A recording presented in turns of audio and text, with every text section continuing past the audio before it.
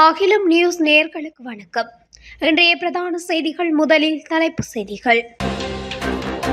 அரசு சேவையை நாடும் மக்களுக்கு வெளியான நற்செய்தி. அரகலையவில் தீக்கிரையாகிய வீடு ஜேவிபி ஆதரவு என்கிறார் லொக்குகே. இலங்கையில் காற்றாலை திட்டத்தை நிறுத்திய அதானி அதிகாரப்பூர்வ அறிவிப்பு.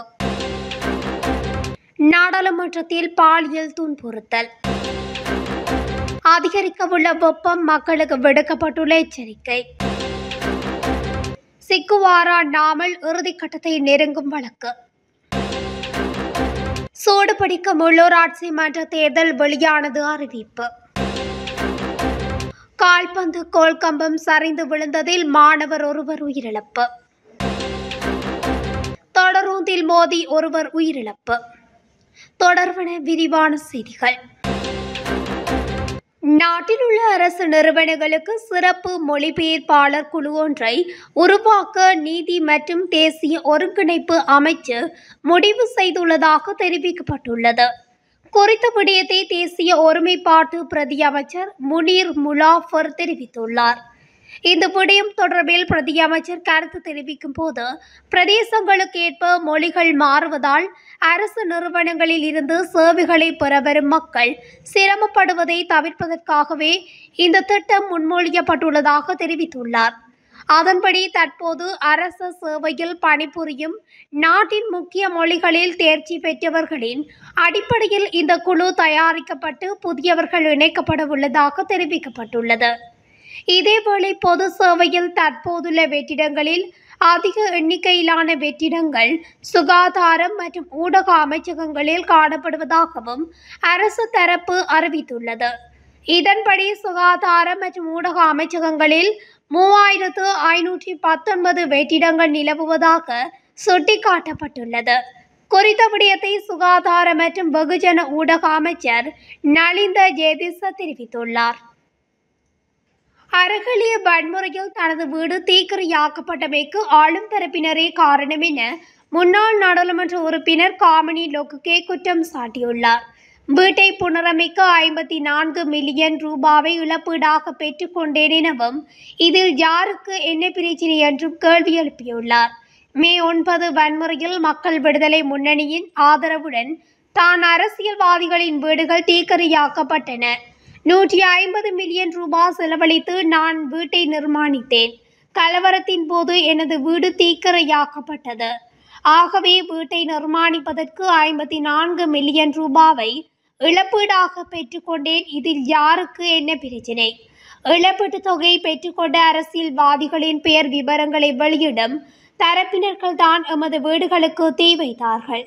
முடிந்தால் அவர்களின் பெயர்களை அரசாங்கம் பகிரங்கப்படுத்த வேண்டும் என்று குறிப்பிட்டுள்ளார். இலங்கையில் திட்டமிடப்பட்ட $1 பில்லியன் காற்றாலை மின்திட்டத்திலிருந்து அதானி கிரீன் எனர்ஜி விலக முடிவு செய்துள்ளதாக கூறப்படுகிறது. இந்த திட்டத்தை தொடங்குவதற்கு தேவையான பெரும்பாலான அனுமதிகளை பெற்ற போதிலும் தீர்க்கப்படாத சுற்றுச்சூழல் அனுமதிகள் மற்றும் உயர் நீதிமன்றத்தில் நடத்தி வரும் வழக்குகள் உள்ளிட்ட பல்வேறு தாமதங்களை காரணம் காட்டி இன்று வரை இந்த திட்டத்தை செயல்படுத்த முடியவில்லை.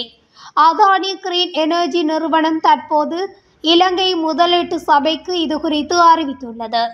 இந்நிலையில் இலங்கையில் செயல்படுத்தப்படவுள்ள 2 காற்றாலை மற்றும் மின் பரிமாற்ற திட்டங்களில் இருந்து கௌரவத்துடன் விலக முடிவு செய்துள்ளதாகவும் அதானி கிரீன் எனர்ஜி பணிப்பாளர் குழு அதிகாரப்பூர்வமாக அறிவித்துள்ளது.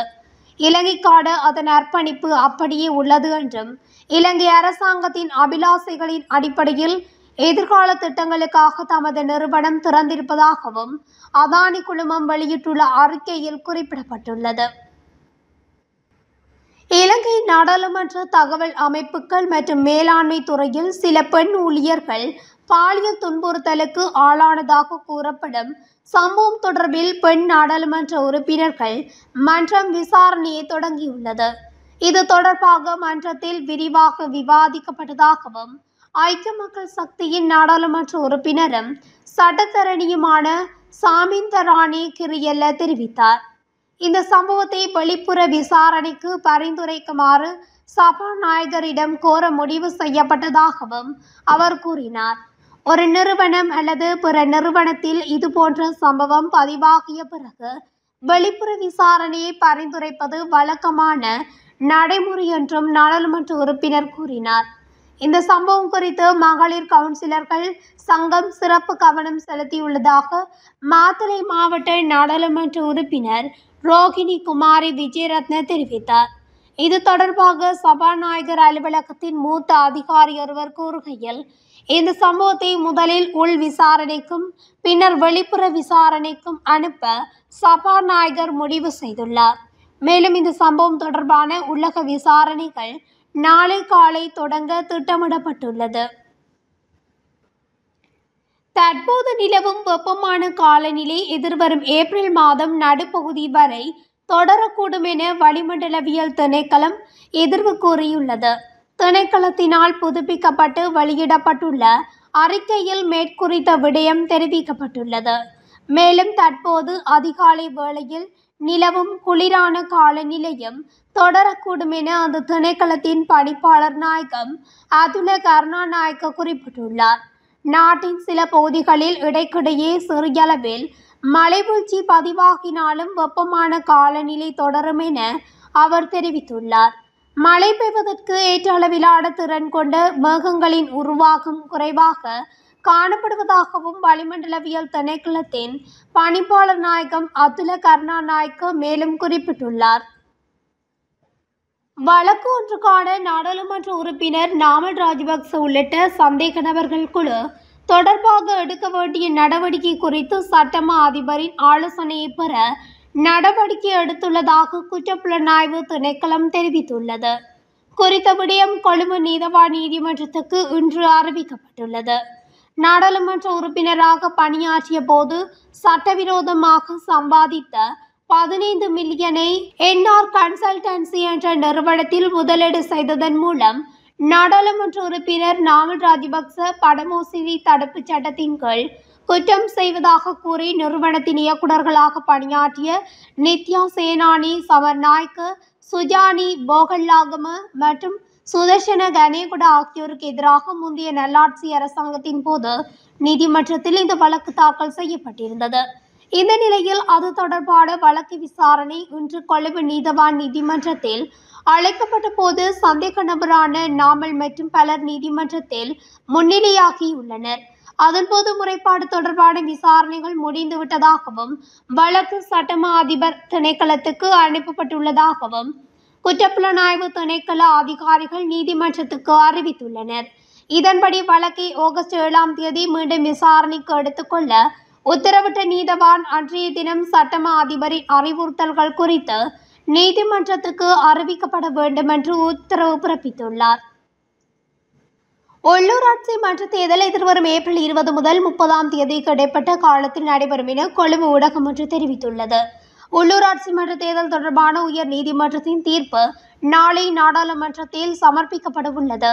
அதன்படி சம்பந்தப்பட்ட முடிவு தொடர்பான விவாதம் வரும் திங்கட்கிழமை நாடாளுமன்றத்தில் நடைபெறவுள்ளது.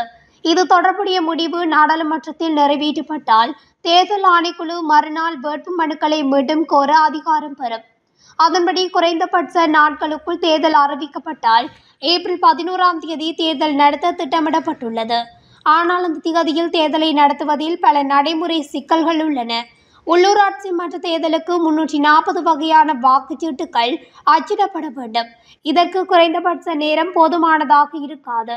மேலும் சிங்கள மற்றும் தமிழ் புத்தாண்டு காரணமாக ஏப்ரல் 11ஆம் தேதி தேர்தலை நடத்துவதில் நடைமுறை சிக்கல்கள் எழுகின்றன. இந்த சூழ்நிலையில் உள்ளூராட்சி மன்ற தேர்தலை நடத்த தேர்தல் ஆணைக்குழு அதிகபட்ச நாட்களை பயன்படுத்தும். அப்படி நடந்தால் தேர்தல் ஏப்ரல் 20 முதல் 30ஆம் தேதிக்கிடையில் நடைபெறும். அதன்படி இதற்கு மிகவும் பொருத்தமான திகதி ஏப்ரல் 22 அல்லது 25 ஆகும் என அந்த ஊடகம் மேலும் தெரிவித்துள்ளது. பொலனறுவை தல்பொத பகுதியைச் சேர்ந்த 11 வயது மாணவர் ஒருவர் பாடசாலை விளையாட்டு மைதானத்தில் இருந்த கால்பந்து கோல்கம்பம் சரிந்து விழுந்ததில் உயிரிழந்துள்ளார். பொலனறுவையில் உள்ள ஒரு பாடசாலையில் தரம் 6இல் கல்வி கற்கும் கவிந்து தேனுவன் என்ற பாடசாலை மாணவரை நேற்று தனது அக்காவின் விளையாட்டு போட்டியை காண தனது தாயாருடன் பொலனறுவை தோப்பாவிவ மகா வித்தியாலயத்திற்கு அருகில் அமைந்துள்ள இந்த மைதானத்திற்கு வந்திருந்தார். தனது தாயாருடன் போட்டியை பார்த்து கொண்டிருந்த கவிந்து மைதானத்தில் இருந்த கோல் கம்பத்தை அகற்ற ஒரு குழு வருவதை கண்டு அவர்களுடன் சேர்ந்து சென்றுள்ளார். கோல் கம்பத்தை தூக்க முயன்ற போது ஒரு பக்கம் துருப்பிடித்திருந்த கோல் கம்பத்தின் ஒரு பகுதி கவிந்துவின் தலையில் விழுந்துள்ளதாகவும் காவல்துறை விசாரணைகளின் போது தெரிய வந்துள்ளது. அந்த நேரத்தில் சம்பந்தப்பட்ட தரப்பினர் மாணவனை புலனறுவை பொது வைத்தியசாலையின் தீவிர சிகிச்சை பிரிவில் அழைத்து சென்ற போது மாணவர் உயிரிழந்துள்ளார்.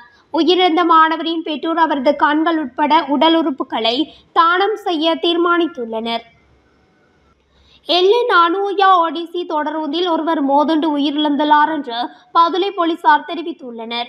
நானூயாவிலிருந்து பதுளை நோக்கி சென்று கொண்டிருந்த ஓடிசி தொடரூந்தில் ஹாலியலைக்கும் பதுளைக்கும் இடைப்பட்ட பகுதியில் மேற்படி நபர் மோதி உயிரிழந்துள்ளார். நேற்று இடம்பெற்ற இந்த சம்பவத்தில் மேற்படி நபர் யார் என்று அடையாளம் காணப்படவில்லை. 40 வயது மதிக்கத்தக்க நபரே உயிரிழந்துள்ளார். இது தொடர்பிலான மேலதிக விசாரணைகளை பதுளை போலீசார் மேற்கொண்டு வருகின்றனர். இத்துடன் அகிலம் நியூஸின் இன்றைய பிரதான செய்திகள் நிறைவடைகின்றன. தொடர்ச்சியாக செய்திகளை அறிந்து கொள்ள அகிலம் நியூஸ் ஊடகத்துடன் இணைந்திருங்கள். நன்றி, வணக்கம்.